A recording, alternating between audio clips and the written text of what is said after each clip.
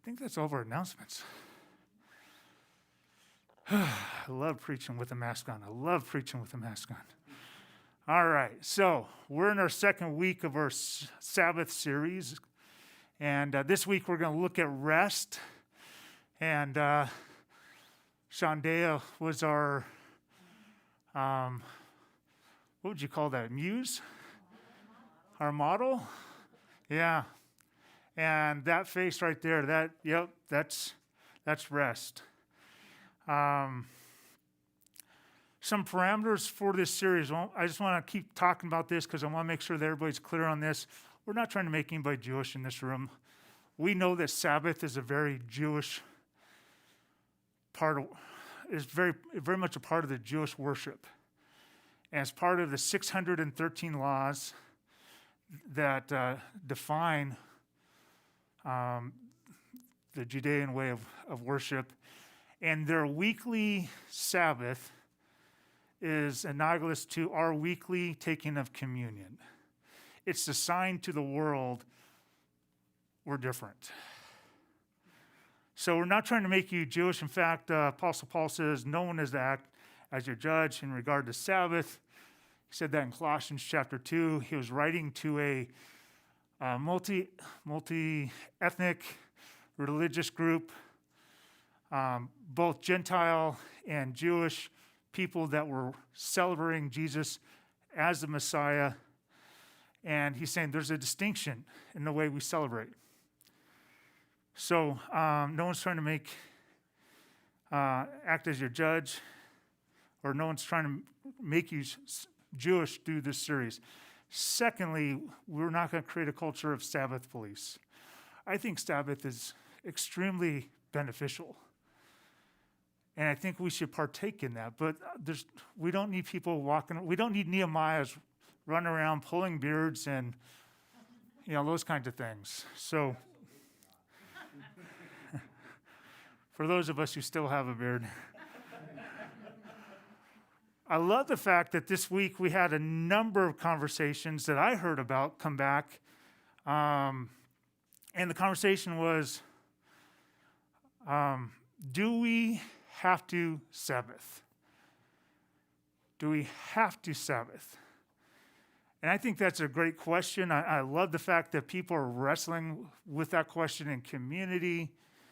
And one of the things that was expressed as well, and this was actually expressed multiple times, we are not part of the old covenant.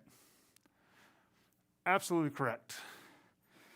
And so, what does this mean for us then? And why are we going to spend 5 weeks on something that we don't have to do? Well, when we talk about the old covenant, we're talking about the Mosaic covenant. And who wrote the most about the Mosaic covenant in the New Testament? Rhymes with all. Apostle Paul. So he wrote about this extensively, and he says something in Galatians 3 that I think helps this conversation. He says, therefore the law, the Mosaic covenant, as it were, has become our tutor to lead us to Christ, so that we may be justified by faith. But now that faith has come, we are no longer under a tutor. So we had this law, and this law reveals our need, this need for Christ. But I think the law does something more than that, and the Apostle Paul picks an interesting word when he uses this term guardian or tutor. And the Greek word there is pedagogos. Now, in the Roman culture, what a pedagogos did was he would tutor. He was a slave, but as a tutor, he had responsibility over a son while that son was growing up. And that tutor would teach that son lessons that the Father wanted that Son to learn. At some point, though, the Son no longer needed the tutor. And Apostle Paul says, for those of us who've come to Christ, that's where we're at. Let me ask you a question. Were the lessons taught by the tutor to the Son for the Father, were the lessons taught unnecessary? No. No, the lessons that we learn through the law that draws our attention to Christ are still necessary lessons. Maybe that's why Billy Graham said God knows we need rest. And one of the reasons he established the Sabbath was to give us rest. One of the 10 Commandments states, 6 days you shall labor and do all your work, but the seventh day you shall not do any work. And so, the 10 Commandments, let me know how many of those commandments you could just put up 10 fingers, 9 fingers, 8 fingers. Like, how many of those commandments are valuable for us today? And the lessons that they teach us under the law. We got 10 in the back there. We got 10 over here. 10. Oh, we got 20 over there, man. Logan's doing some additional math back there. I'm not sure what he's... all the commandments, the 10 Commandments, like they're foundational to who we are as a country, aren't they? Don't we value those commandments?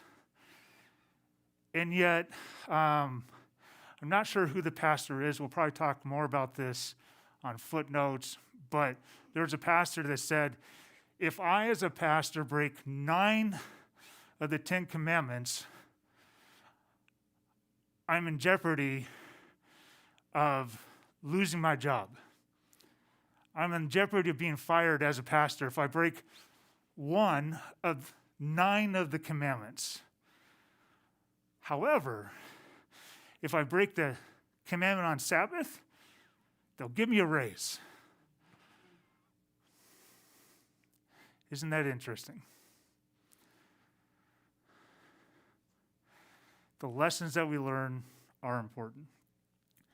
D.L. Moody says, every child ought to be reared so that he shall be able to say with a friend that he would rather have the other 6 days weeded out of his memory than the Sabbath of his childhood. Here's a couple of men within the last 150 years, 2 of the greatest men when it comes to leading people to Christ and living out what it means to be a follower of Christ. And they both say Sabbath is super important. It's critical. Jesus says this, the Sabbath was made for man, not man for Sabbath. And so, while Jesus was walking the earth, he had the opportunity to just say, hey, we're done with Sabbath. He doesn't do that. He says, Sabbath was made for man. And he says that authoritatively. And then Genesis 2, verses 2 and 3, what we read here comes nearly 2,000 years before the Mosaic covenant. So this is a principle that's been placed long before the old covenant. On the seventh day, God finished his work that he had done, and he rested on the seventh day from all his work that he had done. So God blessed the seventh day and made it holy, because on it God rested from all his work that he had done in creation. I was talking with our trainer at the gym yesterday, and Christy and I have been lifting pretty regularly, and we've got some goals. I want to bench my weight. She wants to be able to bench her weight. We're both close, and we're following a very specific regimen. And I was asking them, like, what's your rest regimen look like? Now, he lifts differently than we do. He lifts 2 hours a day, 4 days a week, and we lift an hour a day about 6 to 7 times a week. But he said rest is super important. That's where most of your gains are made, is when you're resting. And then he went on to talk about how the body rebuilds and all these kinds of things. And he's got a degree in this, and so I'm like, man, I wish I had that information so I could, share it here, because I think it's valuable. And I said, we're talking about rest in church, and he says, well, God rested on the seventh day, and are we stronger than God?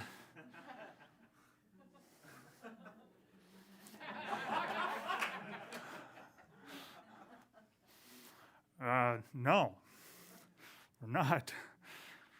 From creation, Sabbath was created by God for us to experience Him and His holiness. Is Sabbath a requirement at Mission Ridge? Are we going to make that part of our membership commitment? No. And honestly, I hope you'll never see it as a requirement. I hope you'll see it as an invitation to experience God, to grow closer to Him, to know Him intimately, for Him to be intimately involved in your world. And so we've been filling up our field. It was empty. Last week we had the stop sign, and Shandaya was standing there looking at the stop sign like, what? Me? And this week she's resting. And so we're starting to fill this field, this space, this time that's holy, because we meet God in this time. We're starting to fill it with intentional things. Because when I think about Sabbath, I'm like, what in the world am I supposed to do all day? I know what I'm not supposed to do. I'm not supposed to work. That's all I know how to do. So what do I fill this with? And we're seeing the effects of people not resting well. According to the 2020 Gallup report, 76% of workers feel burned out at least sometimes, and 28% are burned out very often or always. It's a big number. American Psychological Association and National Opinion Research Center says that 48% of Americans experiencing increased stress over the past 5 years. Half of our people increased stress over the last 5 years. 31% employed adults find it difficult managing work and family responsibilities. And over half our people leave work overtired and overwhelmed. When I asked you guys last week to raise your hand on a number of questions, the one question you guys universally answered was, we need rest. Well, some things I think that cause us to not rest, things that we need rest from. We are a very performance-oriented society. We struggle with perfectionism. We have relational strife at work, in our neighborhoods, at home, apparently on social media.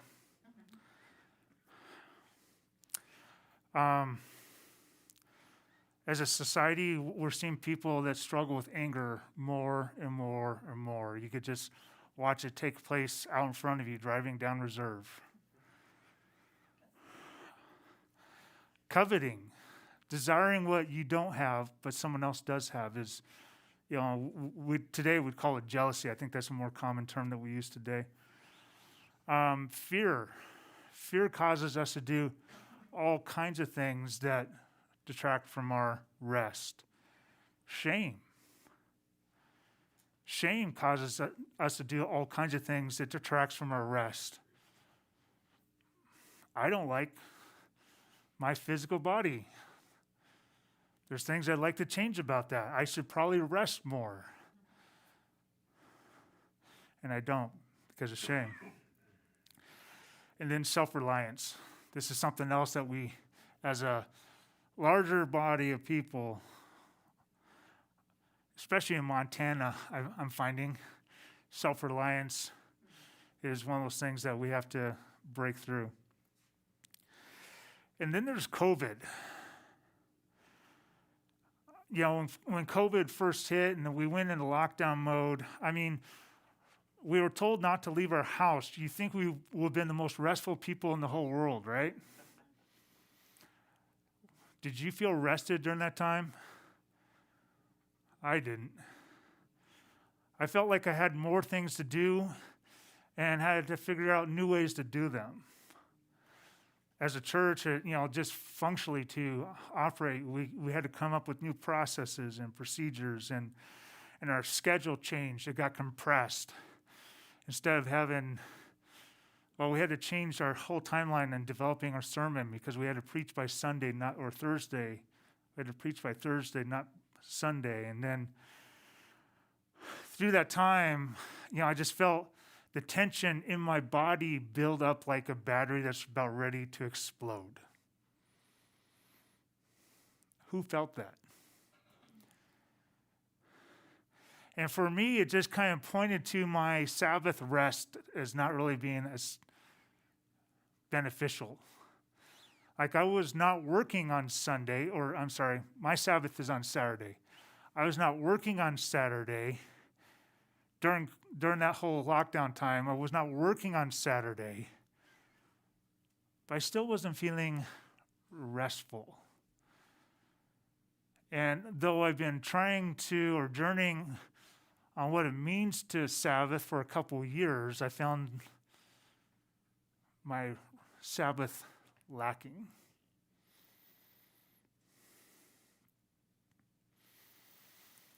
And I think we could rest the wrong way.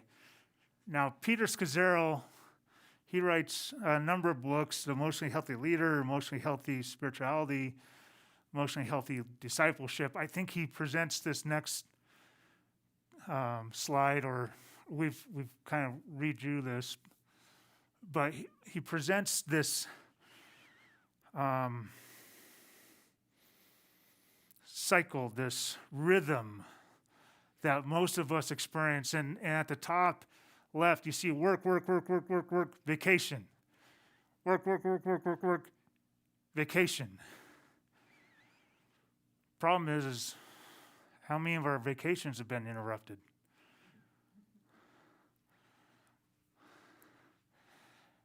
And he says instead we're supposed to have this weekly rhythm of work, rest, work, rest, work, rest.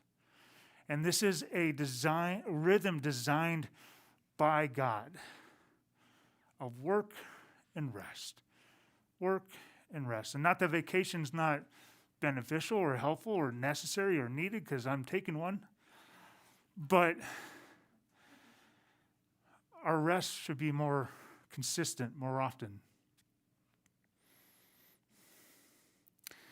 And so some of the ways that we are not resting well, and most of these will stab me right in the heart, not completely disconnecting from work. Like I'm home, I'm with my family physically, I got my laptop on me, or I'm looking at information on my iPhone because it's so readily available. I could track details, I could track conversations, I can change data, I can update things, I can plan things. And so I'm not completely disconnecting from work. Or cycling through social media posts. For me, I could just spend hours doing this number, or at the TV, cycling through offerings on the 2,000 channels we got. I don't know why we need 2,000 channels, but we actually just dialed that back. I think we're down to 50. But, binging Netflix. Sometimes just laying helplessly on the couch with a gallon of ice cream in one hand and a spoon in the other hand. Not necessarily restful, but at the time, seems like a good idea. And what I'm finding is that resting away from God is not restful. Resting away from God is not restful. So I don't know if you've ever thought in terms of like you're exhausted and you're like, man, I should probably, I haven't read my Bible this week. But I am way too tired for that. Man, I haven't spent any time in worship this week. Oh, I don't know where I could get the energy to do that. And so I walk away from those things where I'd be able to rest in God. And I try resting over here apart from Him. And rest is not necessarily doing nothing. You could take a short meditative walk. You can worship. You can have a relational conversation. That's actually can be restful. You could have a feast or a party. Reading a book can be restful. Lounging with friends and family can be restful. Afternoon nap.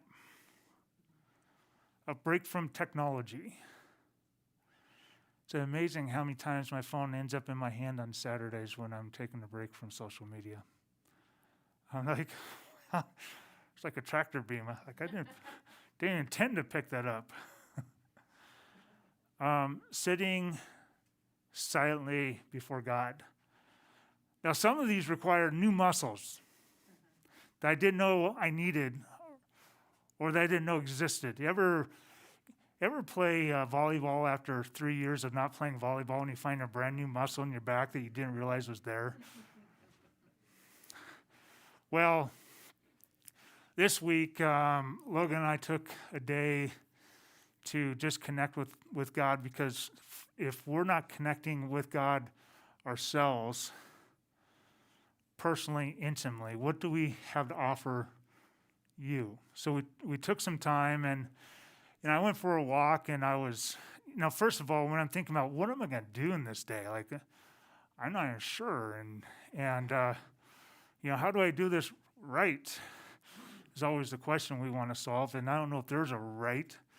But I went for a walk, and I was listening to some worship music, so I was worshiping, and I get about a mile away from the house, sit down on a bench, and I'm going to just sit there quietly before God, because that's one of the things that Peter Scazzaro recommends.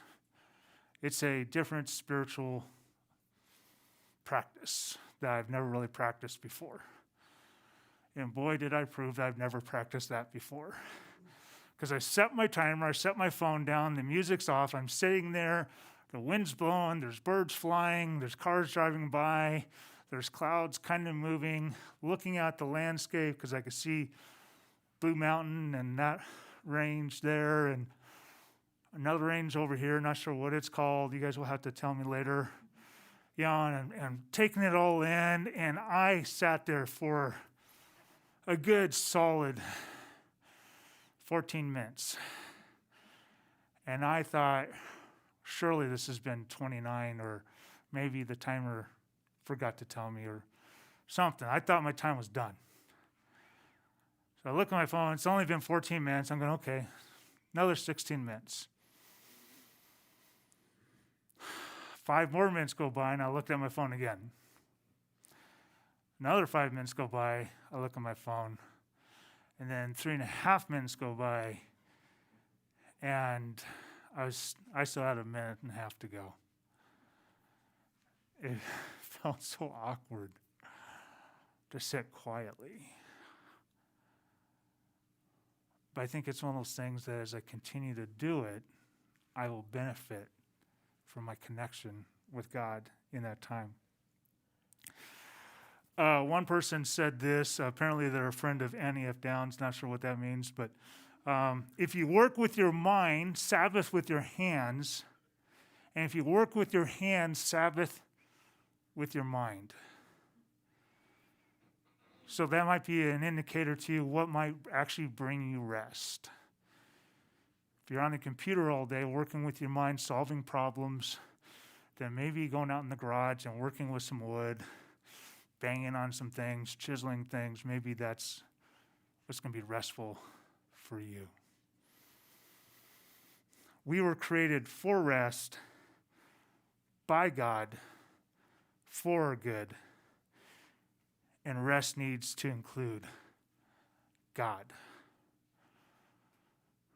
Now, for me, I'll tell you what interrupted my Sabbath the most, what's made Sabbath hard for me more than anything else, is becoming a lead pastor. Isn't that weird? It was becoming the lead pastor because suddenly the weight of the organization has felt heavier. And your concerns are my concerns. I think about them all the time. And I'm always thinking about, God, what do you have for us next? Like, I'm not just asking myself, like, God, where are you leading the Croyals? I'm asking God, where are you leading Mission Ridge? And all these problems that I didn't have to worry about because it wasn't my department, I didn't, suddenly all departments are somehow my department eventually. And I think of David, who went from shepherding some sheep. Maybe this means sheep, maybe more. But now he has a nation that he has to worry about. And imagine him wrestling with God. What does it mean for me to be king? What does it mean for me to lead this large group of people? How do I do this well? And then we come to Psalm 23. And I'm using a little different version here on purpose. It's the Aramaic Bible in plain English. First time I've ever seen it. But it translates one of the words more correctly than all the other versions I've seen. And it's that one word I want to look at today. But it says, Lord Jehovah will shepherd me, and I shall lack nothing. He'll make me lie down upon lush pastures, and he'll lead me beside restful waters. Now that word, restful. Usually we see the word still or quiet in our versions, the versions I'm most familiar with. Still and quiet seem to be the most common translations. And that sense is not wrong. A still water or a quiet water would be restful. I want to take a look at this next picture because this next picture, I think, helps us understand why a still water or a quiet water would be restful. So this is Bethlehem. This is the area that David was leading sheep as a shepherd. You see the lush pastures there? Usually the pictures that we see, and I found some instantly, but they are copyrighted. They're pictures of Ireland. David didn't get to lead sheep in Ireland. This is where he led sheep. This is where he got trained to be a leader.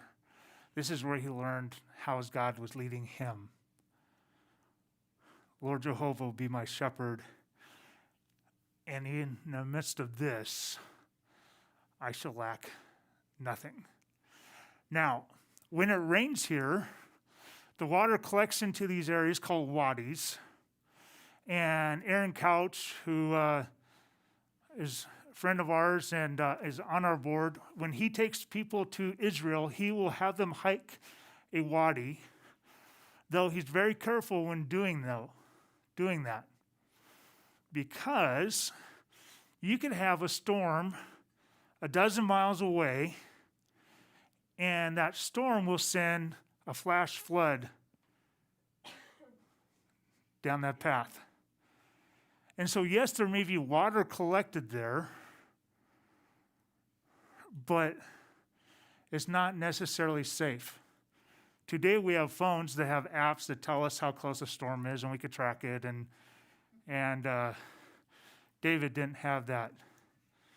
And so finding a spring is where you would find rest. It's where you'd find still or quiet waters. And David came to understand that his God was that place of provision and that place of rest. Jesus in Mark 11 says, "Come to me, all who labor and are heavy laden, and I will give you rest." There's this rhythm that God invites you to, this weekly rhythm where you could connect to your Father in heaven and say, for today, I have enough. Yesterday, I was thinking I didn't have enough. I was working harder. I was trying to solve new problems. I was expending all kinds of energy because I didn't feel I had enough. But for today, I'm putting all that aside. I'm going to act like my work is 100% done. Does anybody have their work 100% done? Is there no work left? Always work left. Today, out of an act of faith and an act of obedience, I'm going to engage with you, God, as my creator, as my provider, as the one who knows how to give me rest. We've been inviting Marty to speak into this conversation with us, and he's going to talk about what rest has meant for him. Let's take a look at this.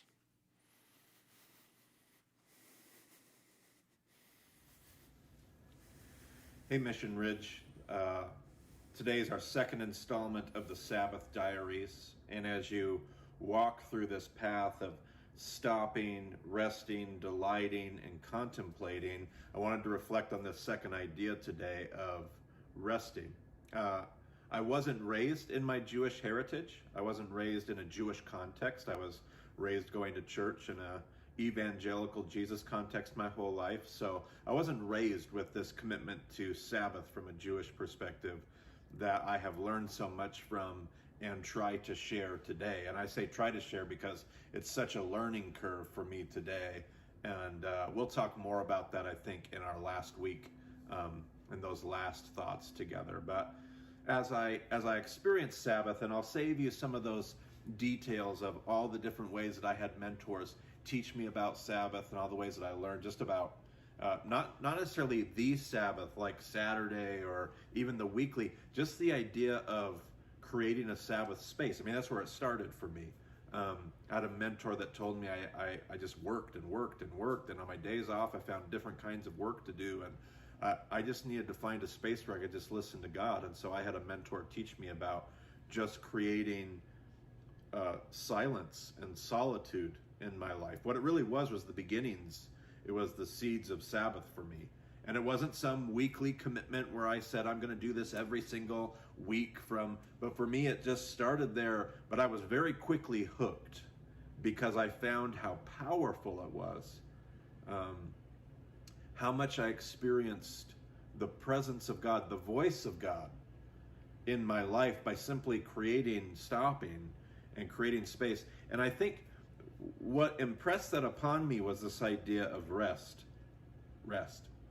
Like, I was raised in the typical world that most of you all probably were raised in, a world of production. I was a straight A student. I was an athlete, a very committed athlete in multiple sports. I was an overachiever on every level, and I just built my life around this.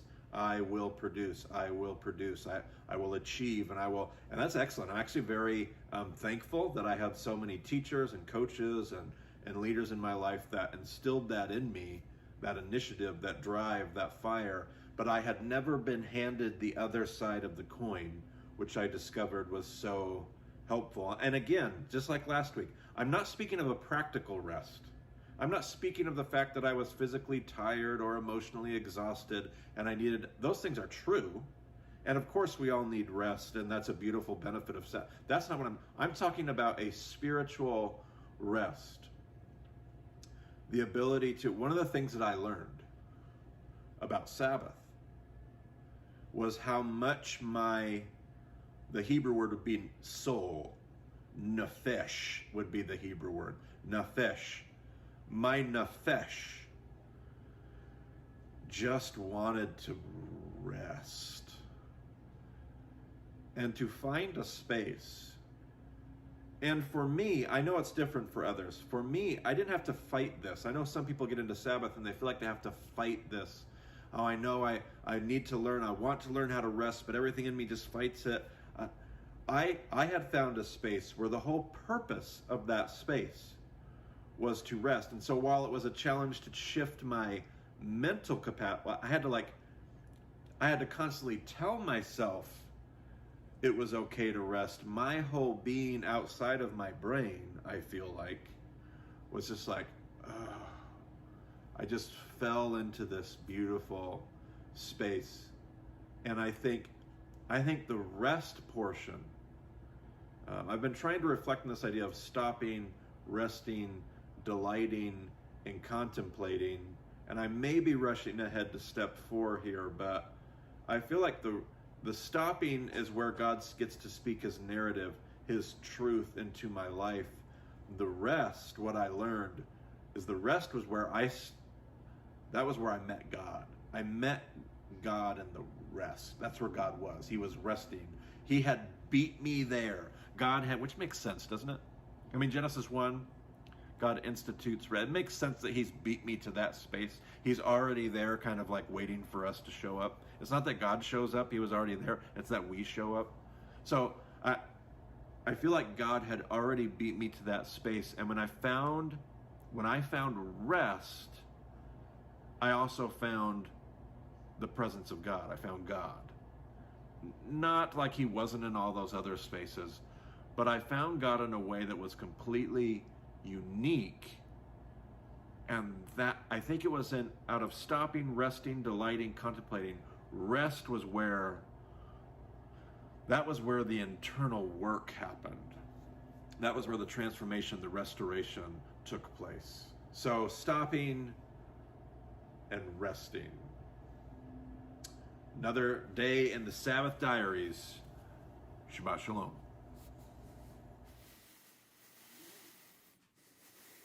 I met my God in rest. It's almost like he's a shepherd leading his sheep to a specific spot because he knows that that's going to provide something valuable for his sheep. And sometimes we get off course, we get distracted, we lose hope, we get frustrated, we have questions that we're not sure how to get answers to, or we take on new responsibilities and those responsibilities almost crush us. And we're just fighting to keep going. And yet God waits there to provide you with rest. Rest that will satisfy. Rest that will give you the ability to continue. And it's not rest apart from him. It's rest that includes your Creator who absolutely adores you. And so the implication is this. You need, I need, we need rest in God. We need that rest. We were created with that need. This is part of the creation narrative. God created rest on the seventh day because he knew what this world would try to exact out of us, our very soul.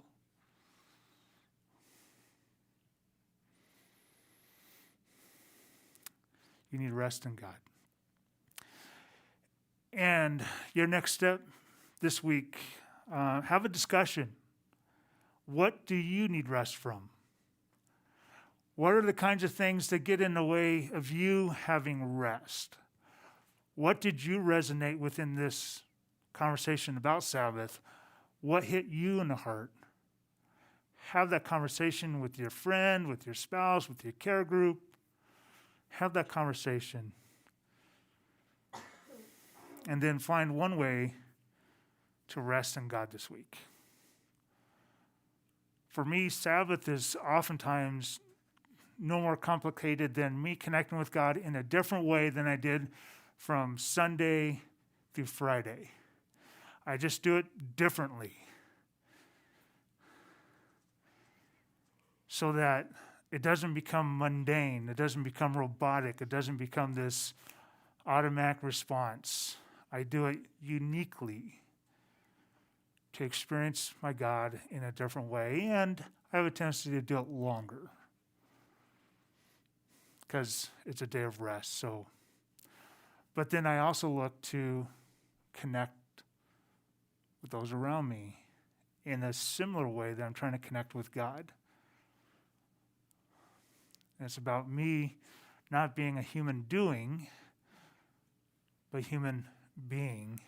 And the people around me are not about their performance, but who God created them to be. So find one way to rest in God this week. Because you need it. I need it.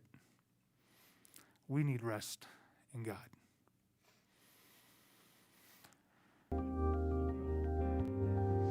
Hey, thank you for joining us today online. I just want you to know that you are super important to us. We'd love for you to consider what your next step is spiritually.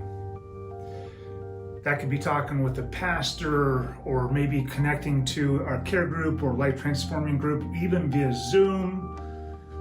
Or maybe you've been thinking about getting baptized.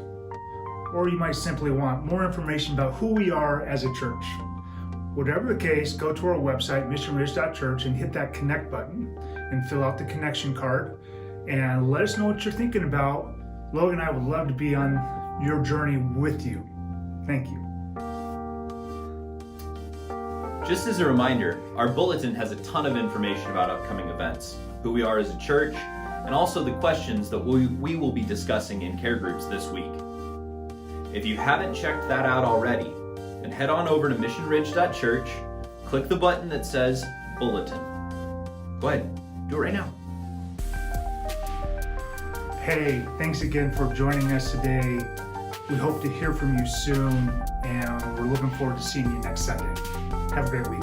God bless.